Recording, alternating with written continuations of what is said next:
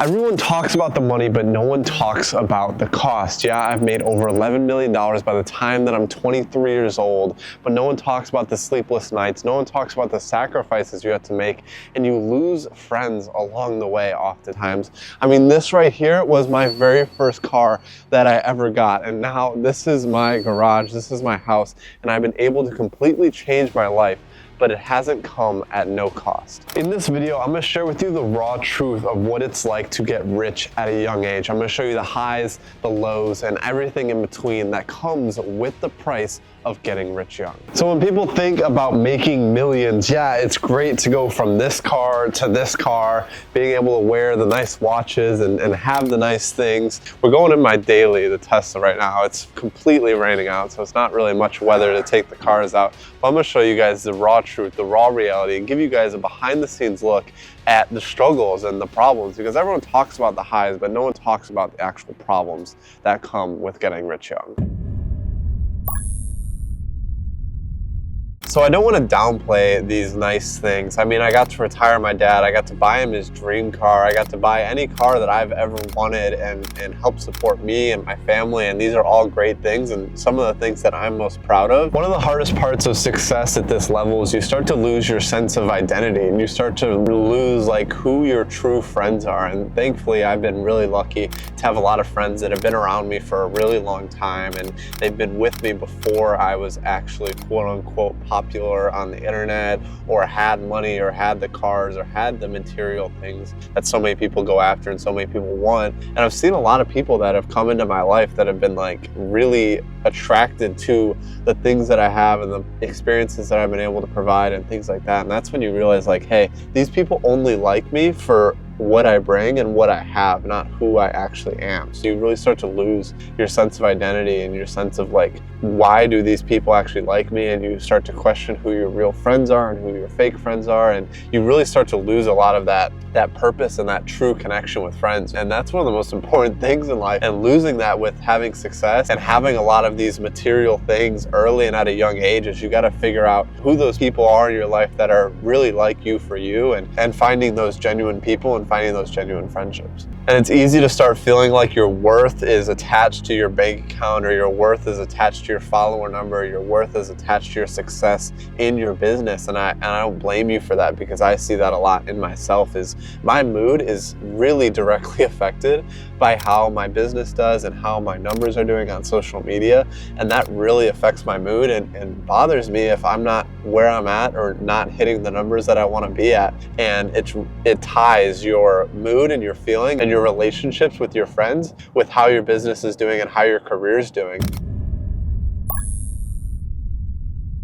I mean, once you hit these kind of numbers, there's this invisible pressure to keep going and to do even better and to continue to outperform yourself. I mean, once you have this momentum, and especially with social media and really in any business, once you have momentum, you can't stop or you're going to lose momentum and essentially have to start all over again. Yes, you gain the knowledge and the things that you've learned along the way, but you really have to start all over again and you lose all your momentum. So there's this invisible pressure for you to keep going and keep going and keep improving, and you see all these people around you and you have all this attention on you. And when you have this attention on you and you start to lose focus and you start to actually slack off, or you feel burnout, or you feel sick of doing what you're doing, then you're like, shoot, like, where do I go from here? What do I do? Everything feels like it's crumbling down all at once. And you have this pressure that you need to uphold and you need to maintain. And that's one of the hardest things of once you actually reach a level of success where you've made all this money and you have all these things, and not to mention financially, you've bought all these things and now you have all these payments and you have all these employees and you have people that rely on you and you have all this money and stress and pressure, and you have to perform. Now you have no choice. Before you were performing because you wanted to, and now you're performing because you have to. I mean, staying at the top is oftentimes more difficult than actually getting there. And you have all these friendships and jealousy, and everyone is coming after you and everyone wants to bring you down. I mean, especially as you're coming up and as people are seeing you come up, they're going to want to start to bring you down, and they're going to want to bring you down to their level, and they're going to be jealous, and they're going to have expectations. And a lot of your friends, if they're not good friends, they're going to be expecting things from you and say, hey, I've been a good friend for you for all these years. Like, can you start paying me, like pay me something, give me money, give me these things, like put me in videos, things like that. And that's the type of things that I start to see as you start to grow. And you have to learn to set boundaries with people that you care about. And you have to learn to actually say, hey, like, this is my success and this is what I've worked for and this is what I deserve, and I need to be selfish here and I need to take advantage of what I've been doing, and I can't spend as much time with you and I can't do these things, and I need to make sacrifices to get to where I want to be. One of the hardest lessons that I've had to learn is that money doesn't guarantee happiness. And when you have money and you get all these things, it doesn't mean that you're going to be happier. Yes, it's nice. And if you go from having no money to having money, yes, it's going to make you happy. But having money and going from money to a lot of money is not going to make you any happier. And having more money and more problems is a very, very real thing. More money, more problems is so real, you don't even know. You start to see lawsuits and people come after you and people want things from you. And when people know that you have money, they want to take it from you. And unfortunately, that's just the kind of world that we live in.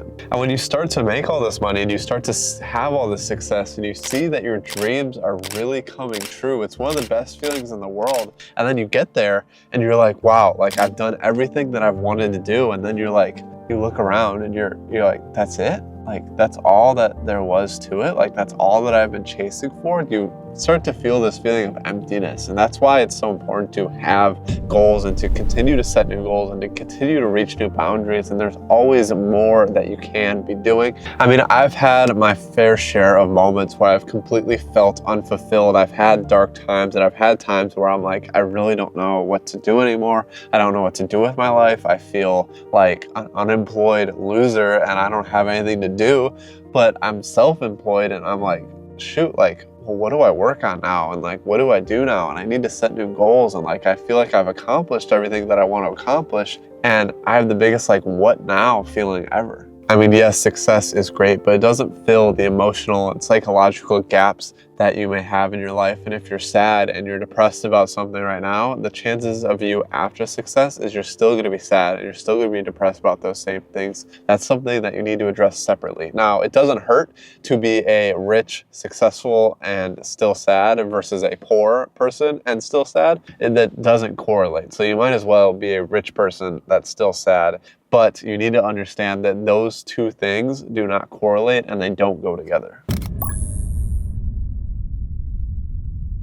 So for me, the biggest shift is realizing success isn't about the numbers. I mean, it is, but it isn't. And it's about having balance in your life. And that's still something I'm working on. And having balance is really something that you need, and it's different for everyone. So it really depends on you. Like for a lot of people, they would think that I don't live a very balanced life. I mean, I essentially work from the time that I wake up to the time that I go to bed is pretty much all I do is work. And you guys have seen that in the day in the life videos. And really the one time that I take to kind of enjoy time with my friends and try to relax is actually when I'm eating and at dinners and things like that. But having balance is different for everyone. It can be different for you. And the problem is, or the good thing is that I enjoy what I'm doing and I really love what I'm doing. So that's why I don't get to experience burnout and I don't experience those things. But there is still a lot of challenges that come with success. And it's a lot of things that I've had to figure out over the last 5 years. I mean, I've been a millionaire since I was 19 and now I'm 23 years old.